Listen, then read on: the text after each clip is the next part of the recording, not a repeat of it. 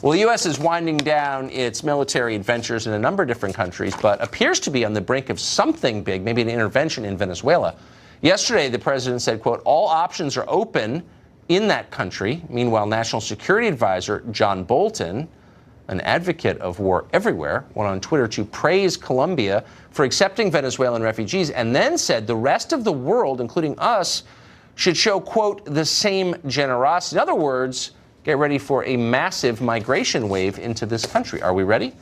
Douglas Macgregor is a retired U.S. Army colonel, author of the book Margin of Victory, and a frequent guest. Great to see you, Colonel. So that sounds like a public warning of imminent action that we should prepare for refugees in this country.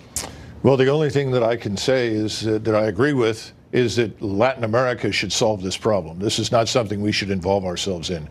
If we go to Venezuela with military power, not only will we be initiating a war, effectively, for regime change, and we know where that leads because we've been through several of those this far, but we are making the problems created by the people of Venezuela our problems, and we'll be on the hook for it. It will become an enormous money pit, much like Iraq and Afghanistan. But our operating and John Bolton's operating assumption is that when there's a disaster, we ought to admit as many refugees as we can. What does that do to the countries from which they're coming?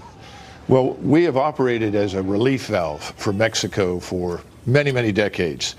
Every time they can't employ people, whenever they have discontent at home, when people lose their jobs, they're sent north. And so we have actually relieved the pressure on the Mexican government to do anything about the social inequities, the lack of social justice, the criminality, and the problems in the country. And this is exactly what you will see in other Latin American countries like Venezuela. So how are we making it better if we allow the mismanaged, in some cases, criminal governments of these countries to continue without being challenged by their populations, because their populations don't live here? Look, first and foremost, the foundation for any successful foreign policy towards Central America and South America is a secure southern border. If that's not secure, it is an open wound, and it will be exploited by everyone south of the Rio Grande repeatedly in perpetuity. So we've got to secure that border first. And by the way, if we go into Venezuela, it's going to cost us an enormous sum of money that dwarfs the cost of securing the southern border. But isn't it racist to secure our borders? No. In fact, you don't have a country without borders. And we have plenty of evidence all over the world that walls, border fences, troops on the border work. They preserve the security of the population they protect. They also ensure the rule of law in many cases. Israel's done this very successfully. The Hungarians have done so very successfully.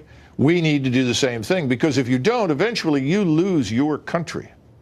You just named two countries that don't hate themselves, whose leaders think it's their job to take care of their country. That's right. I wish we had that.